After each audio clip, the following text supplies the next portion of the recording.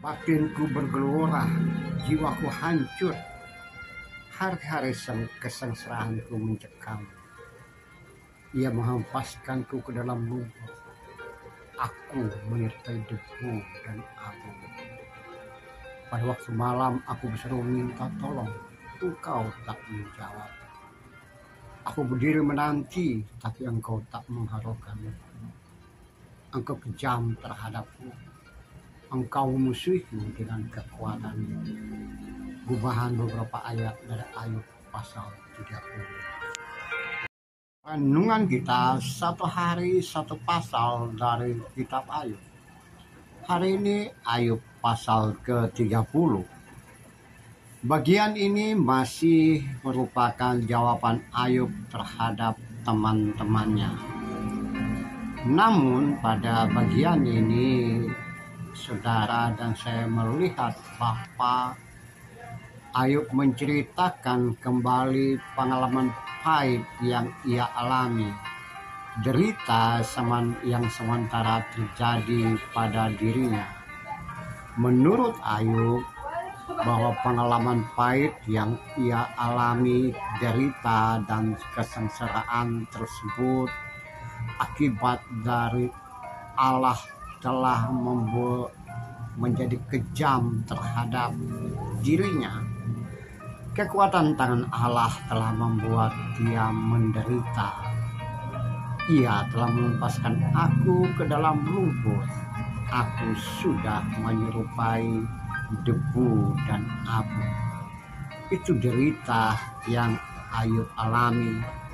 Dalam keadaan yang seperti itu, jiwanya hancur. Hari-hari kesengsaraannya mencengkam dirinya. Ia berteriak minta tolong, tapi tidak ada yang menjawab. Ia terhampas ke dalam lumpur. Ia berseru. Ia berdiri dan menanti, dan semuanya tidak ada yang menolong. Padahal pada hari-hari sebelumnya, sebelum dia menderita, begitu banyak orang yang memuja dan memuji dirinya. Namun sekarang orang-orang tersebut mentertawakan Ayub. Ia melakukan banyak hal buat orang yang kelaparan dan kekurangan. Dia menolong banyak orang. Dia memimpin, menuntun, dan mengajar banyak orang. Tapi kini orang-orang tersebut menjauh dari dirinya. Saudara-saudara yang kekasih, saudara-saudara yang mengasihi Tuhan, saudara-saudara dalam kemanusiaan, kita tidak bisa mengungkapkan dengan kata-kata lagi model penderitaan yang Ayub alami. Kita hanya bisa mengatakan seperti Ayub berseru, jiwaku hancur, kesengsaraanku mencekam. Namun yang pasti dari pasal awal, dari ayat-ayat sebelumnya kita bertemu, saudara dan saya bertemu bahwa Ayub tidak melakukan kesalahan dan dia tidak menjauh dari Allah yang ia sembah, yang ia imani. Bahkan dia dalam derita pun, walau dia mengungkapkan kata-kata yang penuh protes, tangisan, derita kepada Allah, tapi dia tetap beriman pada Sang Allah. Saudara-saudara yang kekasih, saudara-saudara dalam Tuhan, bagaimana dengan hidup kekinian kita? Bisa saja pengalaman pahit yang kita alami seperti itu, atau kita tidak bisa melukiskan dalam bentuk kata-kata, ungkapan, orasi, dan narasi tentang model penderitaan yang terjadi, yang kita lihat ataupun kita alami. Atau bisa saja terjadi, saudaraku, orang bisa memandang kita sebagai orang yang sukses, sehat, penuh gairah, dan penuh semangat, penuh senyum, sukacita, dan damai. Tapi di dalam hatimu, di dalam hatiku, menyimpan begitu banyak persoalan hidup dan kehidupan. Jiwa kita hancur karena begitu rumit persoalan yang kita simpan bertahun-tahun, sudah lama, dan ada kerumitan dalam hidup. dalam diri.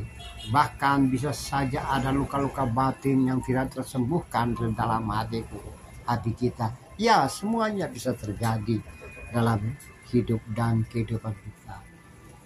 Bisa juga kita menangis seperti orang lain menangis. Bisa saja kita menderita, bisa saja kita hanya mampu berbisik dan tidak mampu berkata apa-apa dalam doa-doa kita kepada Sang Khalik. Ya, kemudian kita bisa mengungkapkan berapa lama lagi derita hidup dan kehidupan kita ini dihempaskan oleh Allah dan kita menjadi kokoh kembali. Itu semuanya pertanyaan. Pastinya saudaraku yang kekasih, kita belajar dari pengalaman Ayub. Ia menderita, ia minta tolong, orang-orang menjauh, tapi imannya tetap. Ia bisa mengungkapkan, kita boleh menerima, pasangan kita menerima yang baik saja dari Allah dan yang tidak baik tidak. Sampai jauh mana kekuatan diri kita menjalani durasi hidup dan kehidupan sekarang ini. Pastinya Tuhan tetap menyertai kita. Menangis dalam kesukaran, berbisik di dalam derita, berseru di dalam diam. Air mata sukacita pun bisa mengalir karena kita punya Tuhan yang menolong. Kita punya Allah yang tidak pernah meninggalkan. Badai itu bisa berlalu dan segala sesuatu itu bisa tenang kembali. Ia tahu persis kekuatan kita dan ia tahu persis saat yang terbaik untuk saudara dan saya. Terpujilah Kristus, terpujilah Tuhan. Amin.